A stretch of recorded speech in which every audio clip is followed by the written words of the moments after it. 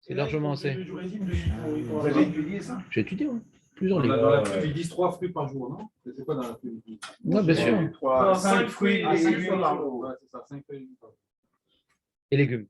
Écoute bien la phrase. Et légumes. Écoute bien la phrase. 3 et 2, 2 et 1. C'est vrai qu'il a pas 2 et 3. 2 fruits, 1 ou 2 par jour. Non, parce que tu sais, une petite parenthèse, les légumes compensent les fruits.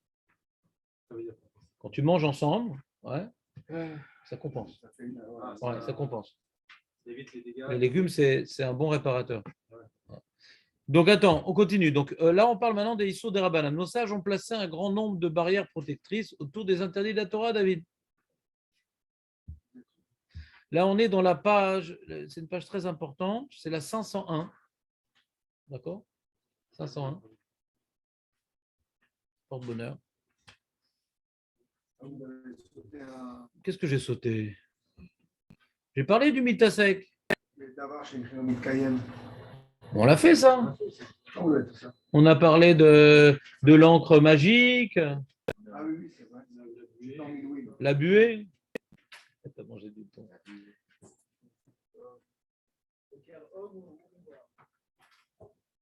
Ah, il fait une liste. Hein? Ah, Boker Tov. Regarde, il y a un petit sac ici. Voilà. Et il y a une mezouza, elles sont très bien. Il y en a une qui est moins bien que les autres. Elle est kshera, mais il ne faut pas l'utiliser. Elle est où? C'est celle-là qu'il ne faut pas utiliser. Voilà, et celles-là, elles sont très très bien.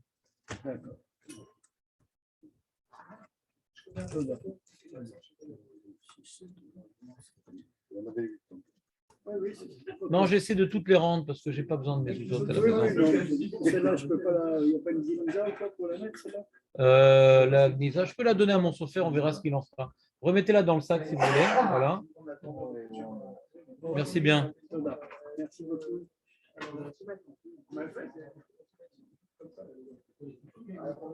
Shabbat shalom, Jonathan. Donc, on a ici, il nous fait une liste, le Rav Meloul, de différents groupes de Issour des Rabbanan. Il y a différents groupes de Issour des Rabbanan à Shabbat. On a bien sûr le plus connu de vous tous qui n'arrêtez pas de me parler de ça quand on parle de Issour des Rabbanan. Il dit parce que on va voir et on va croire. C'est ce qu'on appelle Maretaïn. Ouais. C'est ce qu'on dit en français, qu'en dira-t-on? D'accord? Non, il est comme les autres. Et c'est important. Et l'histoire, c'est qu'on a une responsabilité collective. Le juif ne vit pas que pour lui-même, José. Et donc, quand tu fais un acte qui peut être interprété comme étant une mélacha, alors ça peut induire en erreur ton camarade. Et donc, tu peux, comment dirais-je, générer une atmosphère de non-respect de Shabbat. Donc, il y a certains actes. L'exemple connu, c'est quelqu'un, maintenant, il a fait tomber sa chemise dans un seau, ou truc, et il va pendant Shabbat, non, ça soumet la Torah. Oui. Il ne faut pas être pressé de transgresser. Non, on parle maintenant du cas où il va accrocher le monsieur sa chemise, ouais, sur les fils. Et donc sa voisine en face dit je ne savais pas qu'on va faire le linge, ça va, c'est pratique parce que la semaine, je n'ai pas tellement de temps et je suis vraiment lessivé, alors que la semaine, je suis vraiment nickel clean pour pouvoir faire la lessive. Ouais. Donc, c'est l'acte connu. Et Chachamim, ils disent quand les Chachamim ont fait cette barrière-là de Maret à Aïn, ce que l'œil voit, ils ont interdit même Bechadre Chadarim. C'est-à-dire tu ne peux même pas accrocher ta chemise à l'intérieur de la maison que personne ne voit. L'acte qui induit en erreur les autres dans un lieu visible, cet acte-là devient interdit, où qu'il soit. Parce qu'après, tu dis, personne qui regarde, on va pas. À partir du moment que, si la Chachamim vous avait rendu ça relatif, les débordements auraient été, malheureusement, présents, et donc tout aurait disparu. Non, personne ne m'a vu, les voisins en face ne sont pas là. Ouais. Même dans ta chambre, Même dans ton bunker, sur les bords de la Manche, ouais, même là-bas, tu n'as pas le droit d'accrocher ta chemise alors que personne ne regarde. Bien entendu, c'est sur des rabananes. Si elle est mouillée, qu'est-ce que tu fais, Rav? Alors, qu'est-ce que je fais, Rav, si elle est mouillée? Bah, tu peux la mettre sur une chaise, comme ce n'est pas l'habitude. On verra la halachot. Ce qui n'est pas l'habitude d'accrocher son linge, on a le droit. Mettre sur une chaise. David, mets-toi à côté du radiateur. Donc ça, c'était le premier groupe de Issour des Rabbanan, ce qui s'appelle donc Maret Aïn. Deuxième groupe, ouais, c'est ce qu'on appelle Uvdin Dechol. C'est des actions qu'il est habituel de les faire les jours de Chol. Et même ça ne ressemble pas à une Melacha. On ne va pas craindre que tu vas faire une Melacha. Je vous donne un exemple. Je veux peser. Ouais. Je veux peser. Ma nourriture, j'ai envie de peser. Mes enfants sont assez jaloux. Il ne faut pas qu'il y ait de dispute. Quand on distribue le gâteau en dessert, j'ai une balance et je pèse à chacun. Voilà, tu as eu. Ça fait exactement 68 grammes et 2. Chacun a reçu ses 60. Je pèse. Je n'ai pas le droit de peser. Pourquoi? Parce que peser, en général, c'est pour vendre. C'est l'habitude des commerçants de peser. Comme c'est l'habitude des commerçants, tu n'as pas le droit de peser. Il y a même, Shabbat, des fois, on joue au rami. Ouais. Il y a des lachotes de Borer qu'il faut connaître pour jouer au rami. Mais nous, des fois, on joue au rami. Alors, certains, non. Les enfants, il faut bien s'occuper des enfants. Toi, tu vas au Beth Midrash et tu les laisses après se déchirer le visage entre eux. Ouais. Nous, on évite les frais de chirurgie esthétique, donc on fait un petit rami. Ouais. Et alors, des fois, il y en a qui mettent plus de temps à jouer que d'autres au rami. Et alors, on voulait mettre un sablier. C'est Chol. Ça s'appelle mesurer le temps. Il y a Mishnah Bora qui parle de sablier, c'est mesurer le temps. Celui qui mange en faisant sa nourriture toute l'année. Toute l'année. Est-ce qu'il aurait le droit Shabbat? Shabbat, il ne pesera pas. Le seul cas où on permet de peser, c'est le marloquette, mais nous on est Mekel et Sfaradim, c'est quel cas on permet de peser? Jamais les médicaments. Hein?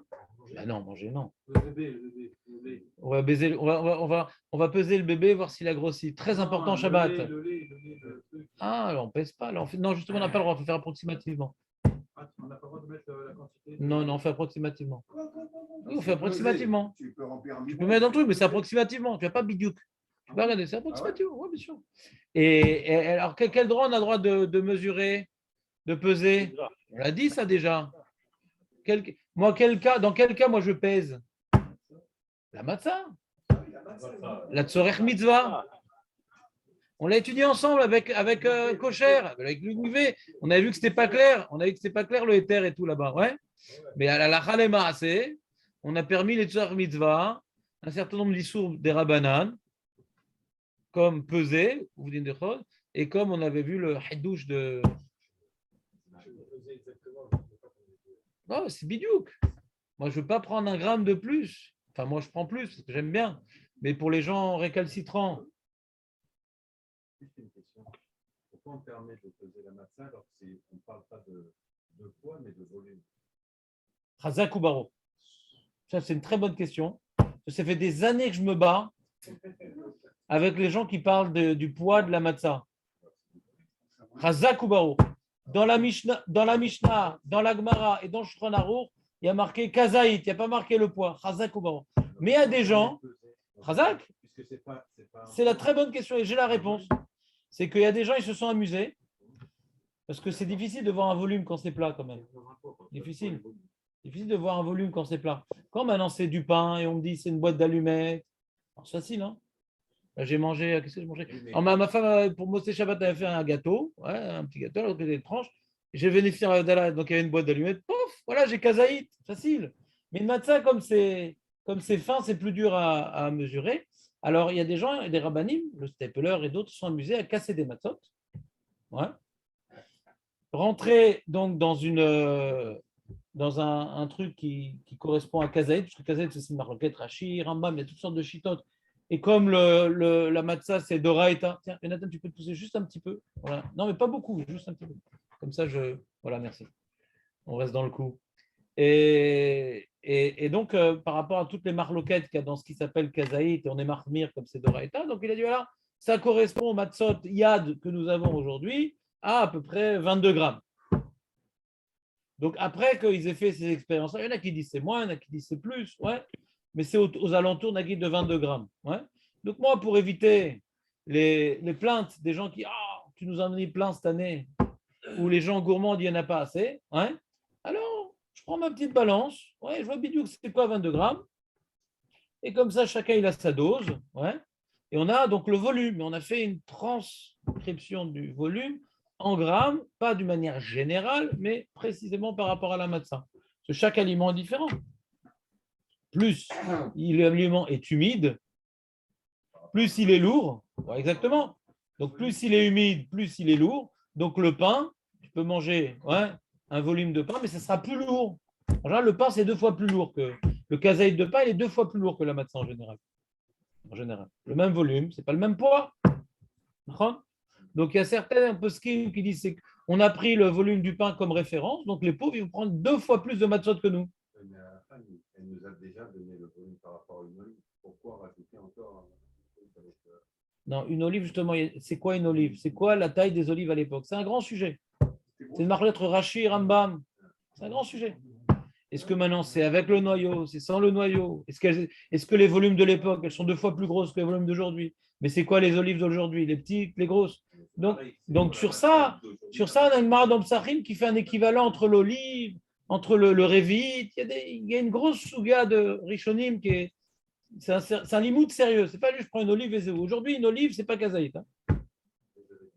Non, non, c'est pas grave, ça, j'aime bien ce sujet. Ouais. Tu peux poser une question, David, mais je m'engage à ne pas y répondre. Donc, je vais vous répondre, désolé.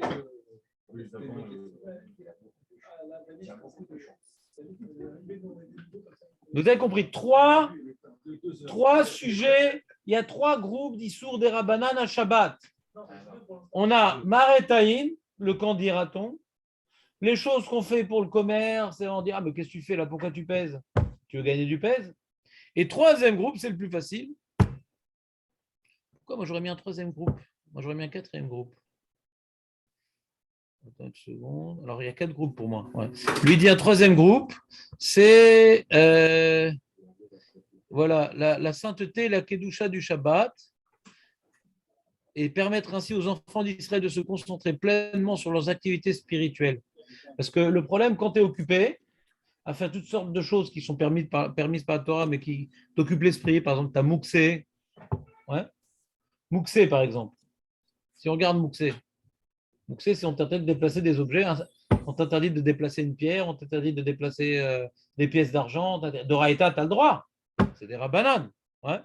C'est pas Maretaïm. Maretaïm, c'est on va croire que tu vas faire une mélacha. Il n'y a pas de mélacha. Dépasser une pierre. Quelle mélacha? C'est pas, comment dirais-je, Ouvdin. Ouais, Ouvdin Dechol. C'est pas du commerce forcément de dépasser une pierre. Ouais. Maintenant, c'est quoi le problème de Mouxé? Le Rambam, il dit si Chaim n'avait pas interdit, enfin, avant qu'ils interdisent Mouxé, ben les gens ils rangeaient leurs affaires, ils rangeaient les pierres, les trucs, ils faisaient toutes sortes de leur bricolage, leur boîte de bricolage. Donc, ils ont la tête dans le rôle, quoi. On te permet de déplacer des objets, tu as la tête dans le rôle. Donc, pour te laisser la possibilité d'être plongé dans la famille, dans la Torah, dans la Tfila, alors tous les trucs qui sont, comment dirais-je, qui t'empêchent de te concentrer sur Shabbat et qui te plongent dans une atmosphère de rôle, ça s'appelle ce qu'on appelle Jvout. Ishbot. Les Chachamim, ils ont appelé les sourds des Rabbanan, comment dirais-je, qui sont destinés à t'interrompre d'agir, qui vont t'interdire d'accomplir des actions, ouais, pour que tu sois dans la Shvita, ça s'appelle Shvut. D'accord? Shvut. Shvut des Rabbanan. Shvut. Maintenant, dans ce Shvut-là, il y a un sous-ensemble. C'est ce qu'on a vu, nous. Ça ressemble à une Melacha, mais c'est presque une Melacha. Quelque chose qui peut t'amener à faire une Melacha. Comme par exemple, tu fais une Melacha Béchinouille, ce n'est pas sur Doraïta, mais c'est des Rabbanan. Ce qui va protéger pour ne pas arriver à la Malacha. Melacha, ça sera les Goufa. Des choses qui sont proches de la Melacha, ils ont une barrière. Ça, c'est classique dans toute la Torah. Ça s'appelle Mishmeret. Ouais. Dans toute la Torah, on te dit tu ne peux pas manger de la viande et du lait. Ouais.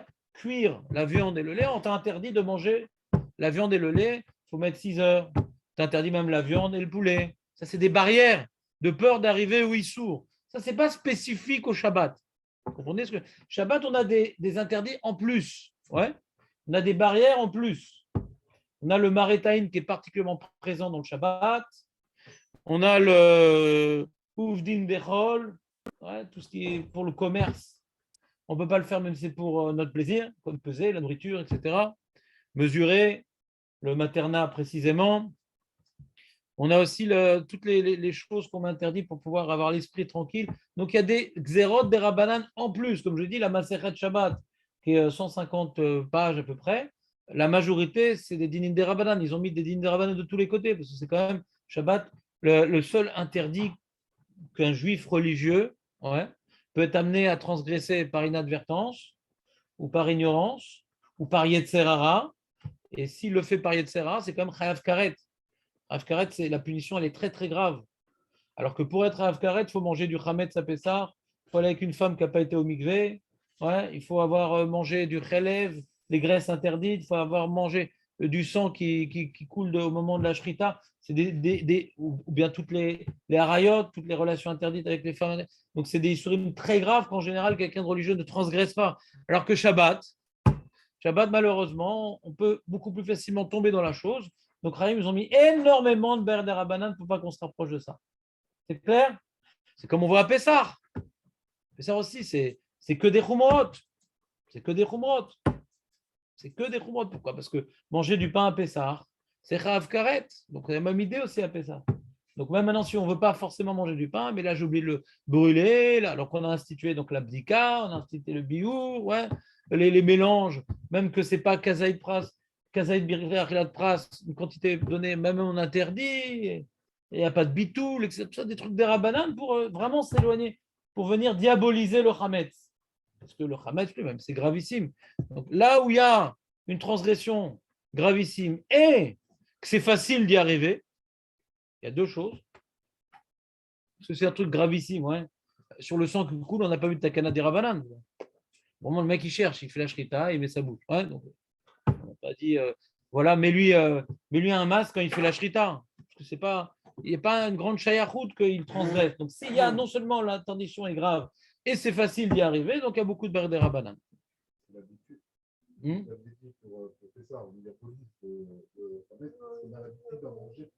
Ça revient au même. C'est comme on a l'habitude, donc on peut facilement transgresser parce que le pain, c'est bon. Alors que le cochon, on n'a pas besoin de faire de barrière pour le cochon parce que quelqu'un, il ne va pas manger le cochon, il a déjà diabolisé. Alors que le pain, c'est ce qu'on cherche toute l'année. Très bien. Et il y a un autre issue des Rabbanan qu'on a étudié ensemble pendant le début du Corona, c'est Amiral et Goy. C'est que le Goy, Midoraïta, je peux lui demander de faire tout. Midoraïta, je peux demander tout de faire au Goy. La Torah l'interdit à moi, pas au Goy. Midoraïta, je peux tout demander. Ramim, ouais. Si maintenant tu fais ça, bah, tu vas ouvrir ton entreprise, tu vas tout faire, quoi. Tu vas faire toutes les mélarot. Donc tu n'es pas dans l'esprit du Shabbat. Tu n'es pas dans l'esprit du Shabbat, premièrement. Deuxièmement, tu vas être amené à faire. Quand tu dis, vas-y, fais-moi ci, fais-moi ça, en disant, mamache, il ne le fait pas bien, tu vas le faire avec lui, quoi. Ceci une barrière pour pas que je sois amené à faire. Amir Alegoy, vous comprenez ou pas? C'est ça que quand tu fais un remèze, tu te casses la tête à lui dire mal la chose, tu as déjà un rappel qu'il y a un problème et donc tu as une retenue qui va t'amener à ne pas aller plus loin. Vous comprenez ou pas ce que je veux dire? Même le remèze, ce n'est pas permis tout le temps, c'est dans un cas particulier. Voilà, on avait vu ensemble l'histoire des Goïm, Torah Mitzvah, Quand c'est pour une mitzvah, dans certains cas, c'est permis. Quand c'est maintenant pour un malade, dans certains cas, c'est permis. Quand il y a une grande perte financière, dans certains cas, c'est permis. On reverra le sujet dans le livre, Halakha le Marassé. Là, c'est juste une introduction pour terminer le sujet de l'ensemble des Issur des Rabbanan spécifiques au Shabbat. Voilà. Très bien.